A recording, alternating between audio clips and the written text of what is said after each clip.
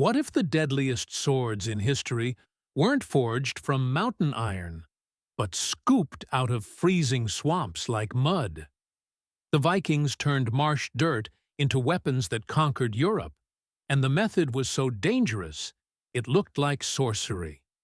Stay with me, because what you're about to see rewrites everything you thought you knew about Viking steel.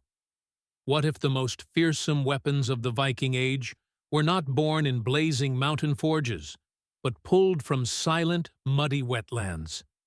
This is not myth or poetry. It is historical truth. Northern smiths looked at rust-colored marsh water and imagined blades powerful enough to decide the fate of men and kingdoms. Turning mud into steel was not just labor. It was ceremony. The process was dangerous, complex, and so misunderstood it appeared almost supernatural. Stay with us until the end to uncover how Viking craftsmen forged legendary weapons without modern tools, and what mysterious element gave their blades a life of their own.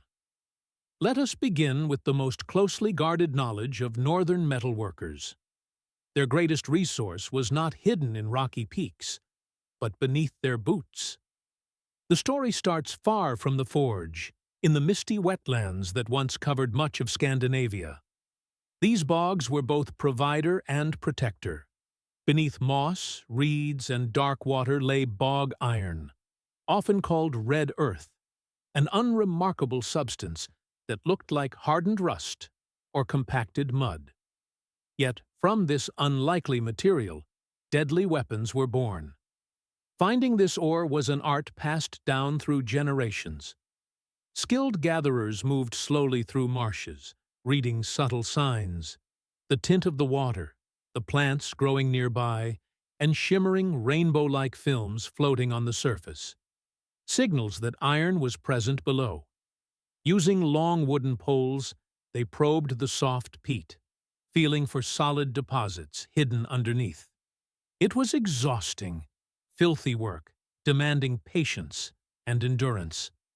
Extraction usually took place in warmer months, when the bogs were less treacherous. People stood waist-deep in icy water for hours, digging with crude wooden tools or their bare hands, lifting heavy, rusted clumps into woven baskets. These baskets were then dragged to firmer ground with great effort. The ore itself, known as limonite, was created by iron-eating bacteria. These microorganisms pulled dissolved iron from the water, depositing it slowly on the bog floor over decades, even centuries. Though renewable, it formed painfully slowly. The Vikings understood this intuitively, returning to the same wetlands years apart, allowing nature time to replenish itself. By modern standards, this ore was extremely poor. Iron content was often no more than 30 to 40%. The rest was moisture, clay, sand, and organic debris. To obtain a single kilogram of usable metal required hauling many times that amount in raw sludge. Every future sword demanded immense effort long before fire ever touched stone. Once collected, the ore was washed in streams to remove excess peat and mud, then laid out to dry under the sun.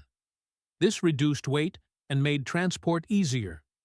Heavy baskets were carried on shoulders or dragged on primitive sleds back to the settlement.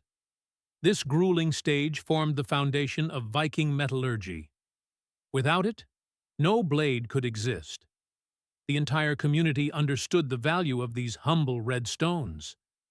They were the beginning of power itself. What do you think about creating weapons from literal dirt through sheer labor and knowledge? Share your thoughts in the comments and subscribe so you don't miss the next chapter of this story. Are you ready to uncover the first trial bog or had to endure before becoming metal?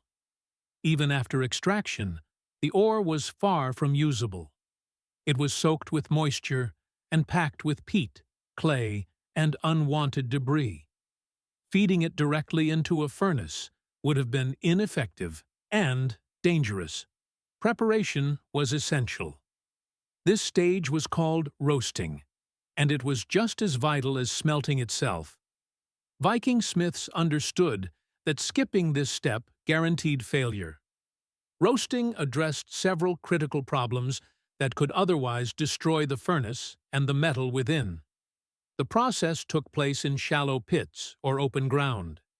The ore was stacked in large mounds layered with thoroughly dried firewood.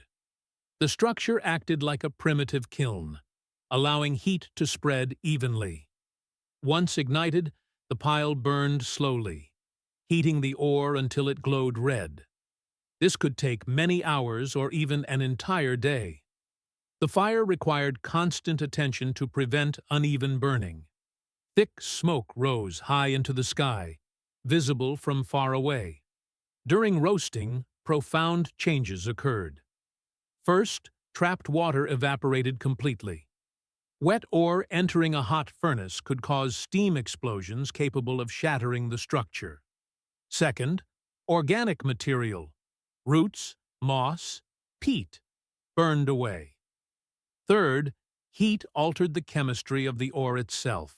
Iron hydroxides transformed into oxides, releasing chemically bound water and concentrating the iron.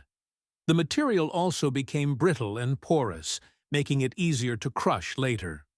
Once cooled, the roasted ore looked entirely different.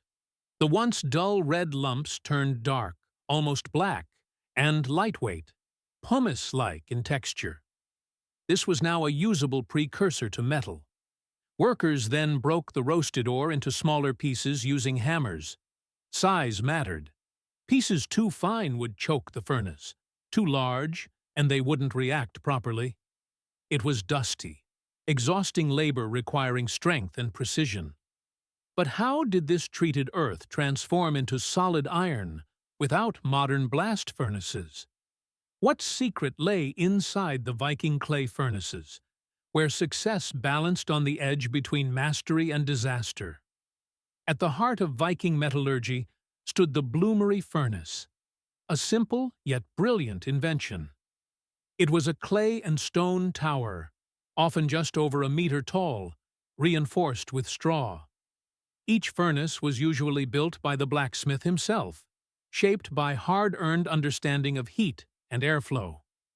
Openings at the base allowed air to enter and finished material to be removed. These furnaces were often temporary. After one or two smelts, they had to be broken apart to retrieve the metal bloom inside. Each major smelting required building a new furnace from scratch, a task that could take days. Charcoal was the essential fuel. Unlike raw wood, it burned hot and clean, free of impurities that could weaken iron. Producing charcoal was its own demanding craft, and a single smelt consumed massive quantities. Quality charcoal meant quality metal. Once prepared, the furnace was slowly heated.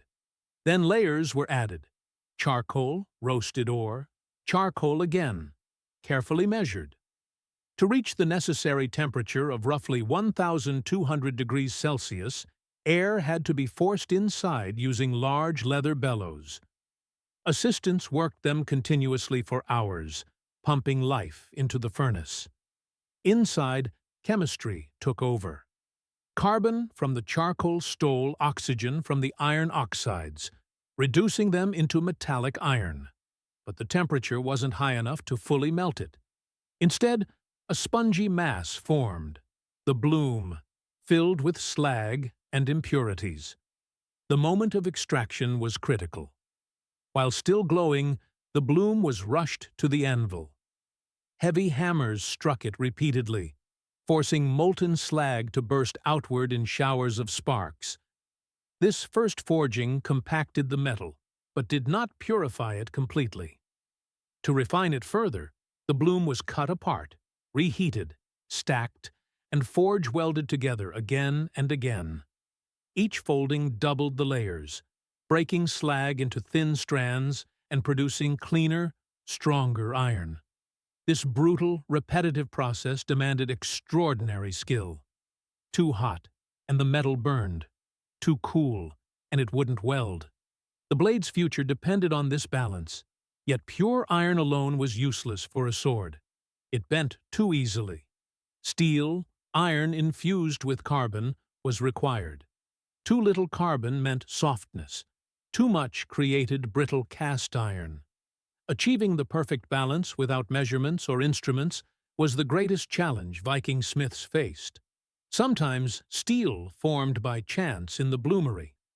Other times, smiths attempted surface carbonization by heating iron in charcoal-filled crucibles. But this only hardened the outer layer. Not enough for swords. So they devised a solution that was as ingenious as it was beautiful.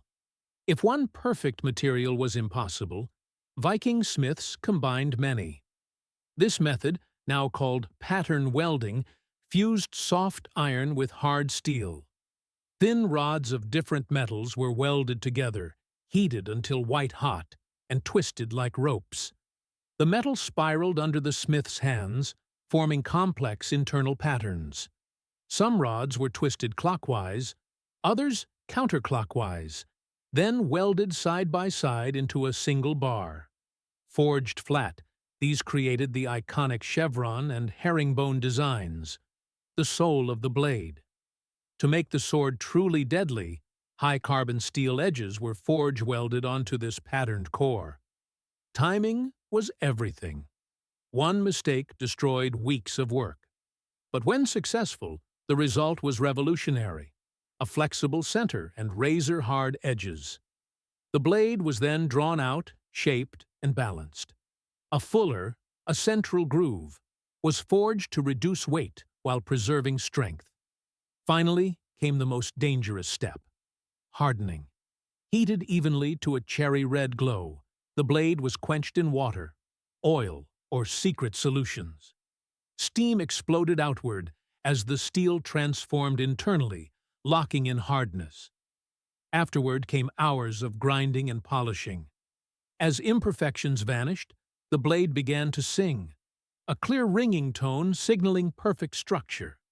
Etching in weak acids revealed the hidden pattern, as dark iron and bright steel emerged in flowing designs like living serpents. To Vikings, a sword was more than a weapon. It was honor, identity, and legacy. Only free men could own one. Blades were named, inherited, sworn upon, and believed to possess will and character. A great smith was revered almost as a sorcerer, master of fire and fate. From silent bogs to shining steel, we have followed the journey of the Viking sword, a triumph of skill, patience, and understanding in a world without modern technology. It was true alchemy, mud transformed into legend. What other Viking crafts would you like to explore next? Shipbuilding? Navigation? Armor? Share your ideas in the comments and subscribe so you don't miss the next journey into the past. If this transformation from swamp mud to living steel surprised you, tap the like button. It tells the algorithm this story deserves to be told. And comment below, which part of the sword-making process shocked you the most?